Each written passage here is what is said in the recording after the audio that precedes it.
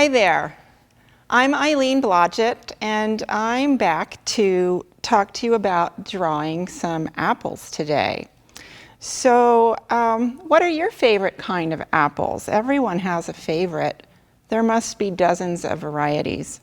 So, do you like Red Delicious, or possibly Granny Smith, or maybe a Pink Lady or Gala? There are so many.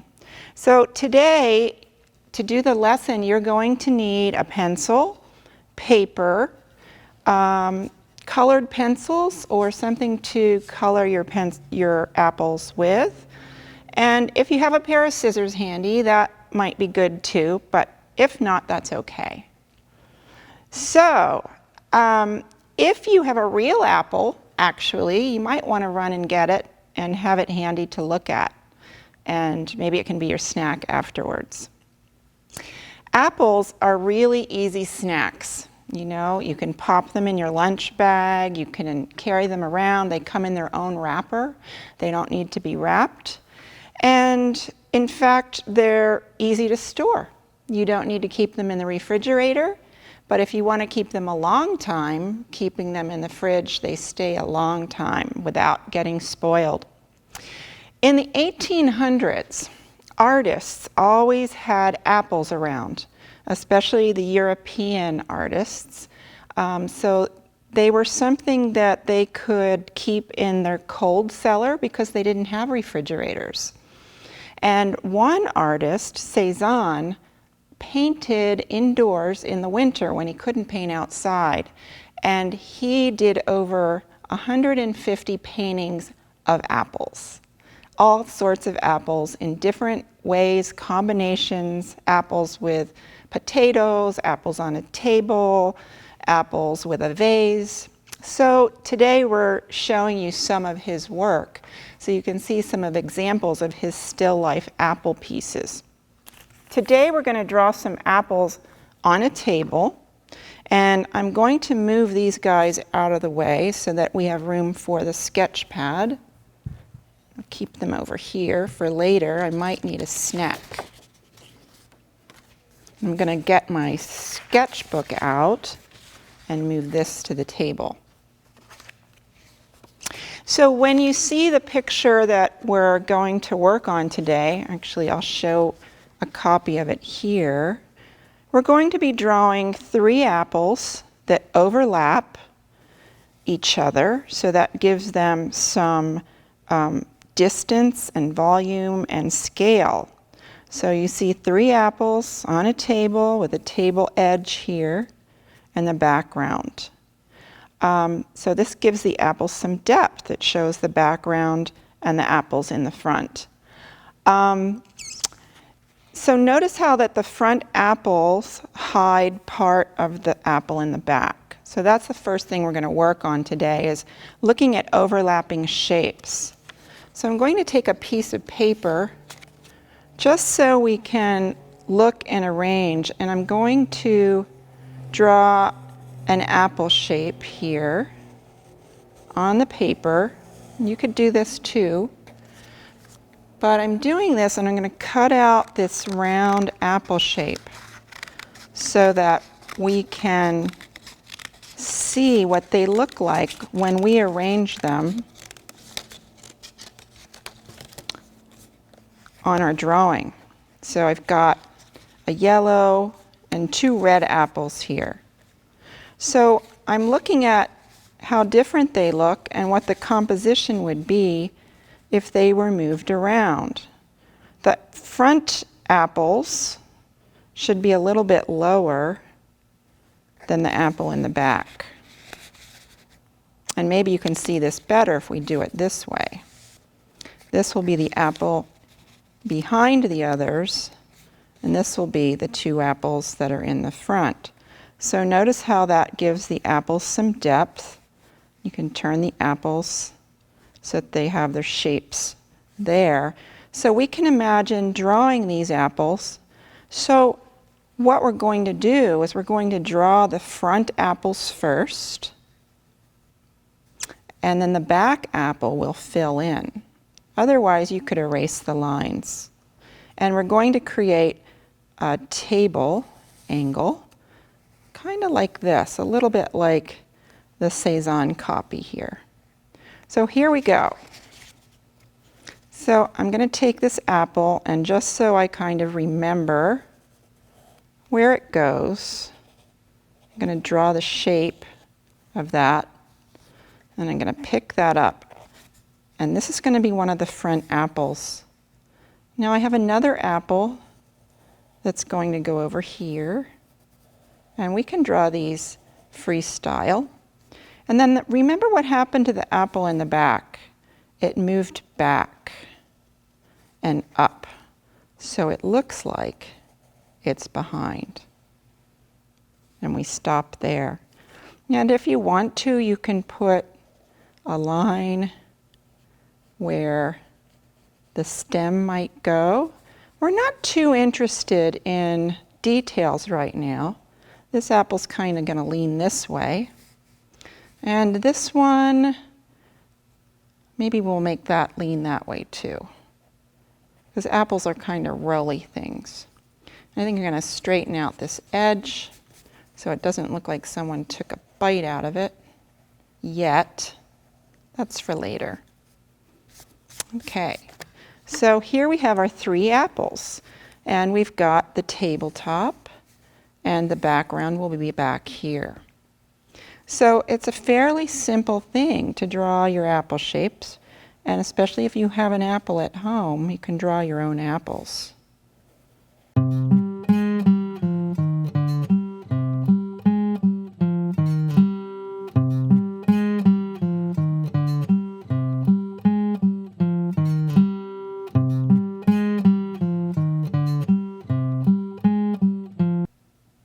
So as we're starting to color our apples, I happened to notice that there are some white spots on the apples. So if I bring this apple to show you, there is going to be a little highlight on that apple somewhere.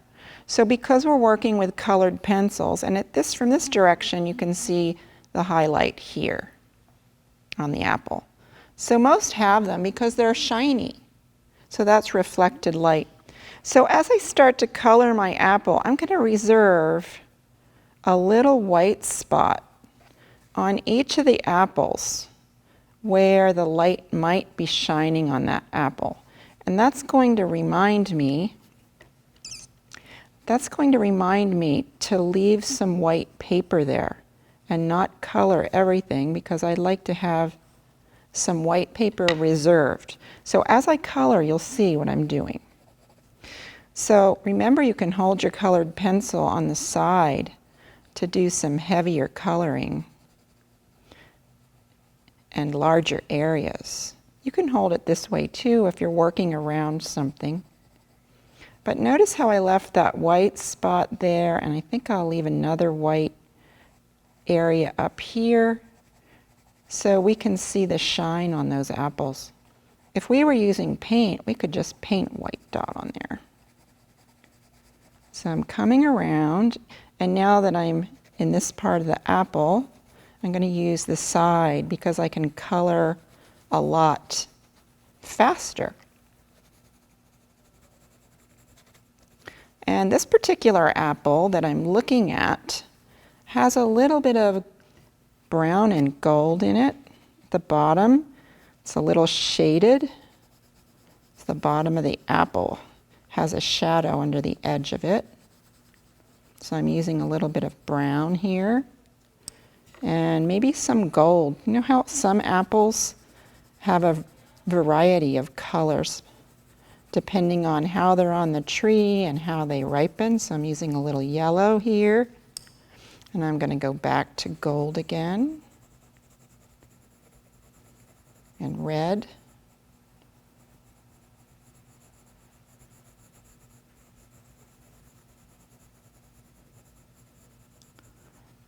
So this apple's going to have kind of a golden touch to it. I don't know if you can tell, but when I layer the pencils, I get a nice blending of colors. And then there's the little divot where the apple's little belly button is, or stem. And I can go back in there and put that in. Great, now I'm going to move to the back apple. That'll be my red delicious apple. It's very dark red. And I'm going to leave spaces for white to show in a little reflection spot. Hopefully you'll be able to see that when you're looking at an apple from your house, if you have one. Maybe one up here. Usually the reflections aren't near the bottom of the apple because the light comes at a direction from above. So I'm going to go ahead and color in this delicious, red delicious apple. Do you think they're delicious?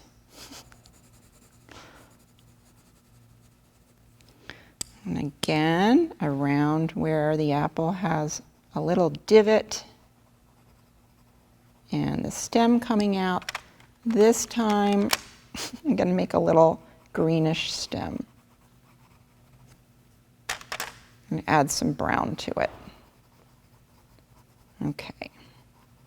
So this is a red delicious apple, so I've got a lot of red in there, and depending on how deep you would like the apple to look, it's a very deep red.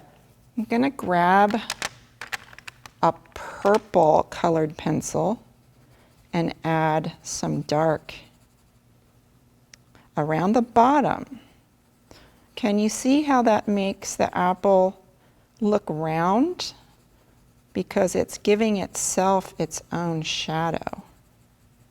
And maybe the apple in front of it, maybe giving it part of its shadow. And the purple is kind of that dark, dark red shade. The purple adds that nice deep shade. Okay, so just about finished with this one. And I'll move to the other front apple, which is going to be more of a golden apple. Runaway pencil. So I'm going to go around, still leaving some white areas. And this apple will have a little bit of a, maybe a slightly greenish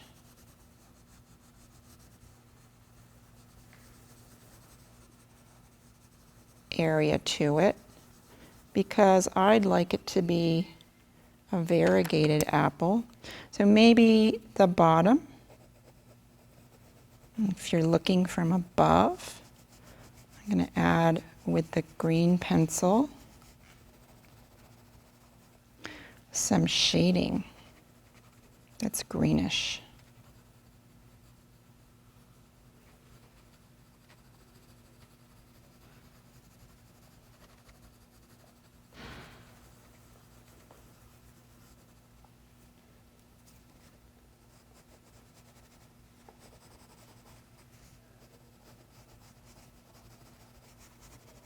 So this apple will be a little bit like a Granny Smith, but it may also have a little bit of red to it as well. Some apples are just that way. You can see lots of different colors. And I still left a little reflection area on this one too.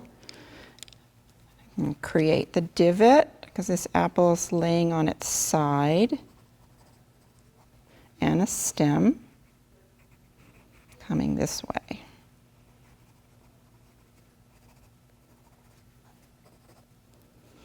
And if you like, you can outline your apples a bit to give them a little bit more definition.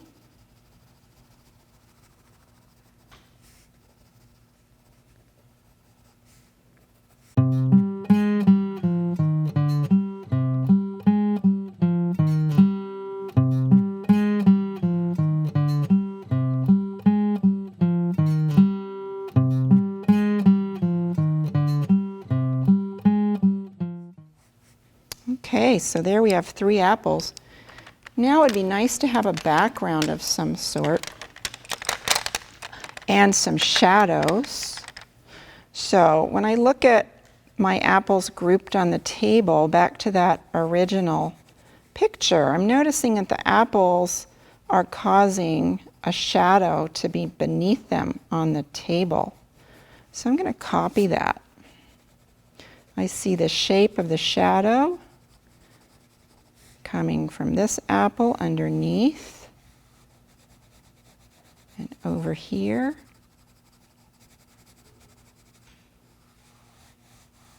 Just like that.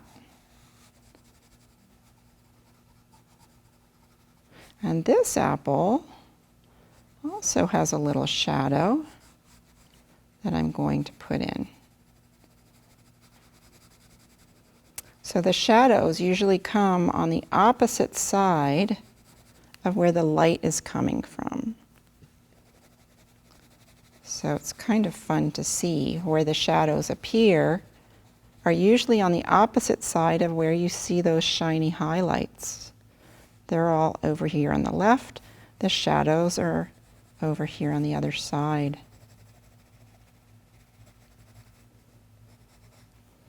Okay. Now to give this whole thing a little definition, I'm going to go back here along the edge of the table or tablecloth.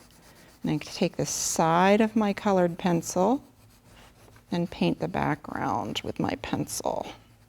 So again, I'm shading with the side, the edge, because I can do a lot of area faster than if I sit and color like this.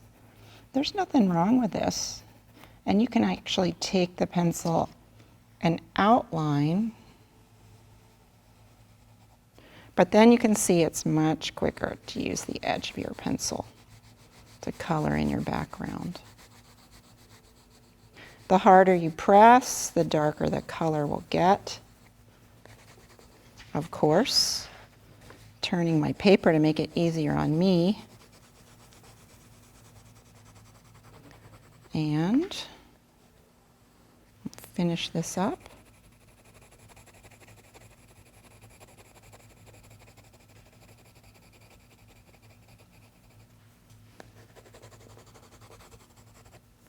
And there we are. And you know, the paper or whatever's underneath the apples, if it's a piece of cloth, a tablecloth, sometimes that has some folds or shadows. So it's okay to kind of make it look a little softer here. I'll soften up the shadow. And so here we are.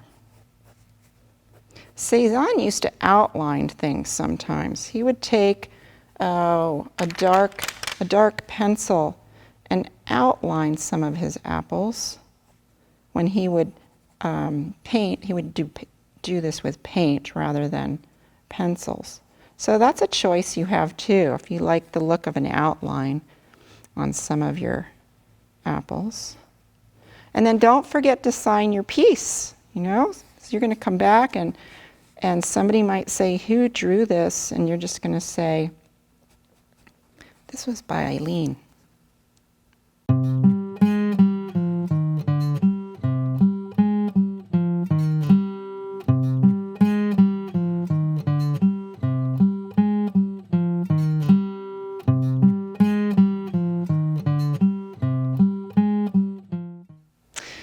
Okay, so I think that's all we have for today with our colored pencil drawing of apples. I hope you enjoyed doing this. Now it's your turn. We're going to put up the picture that I was looking at, and you can draw your own apples today. And maybe if you're lucky, after you finish, you might be able to have a snack. See you next time.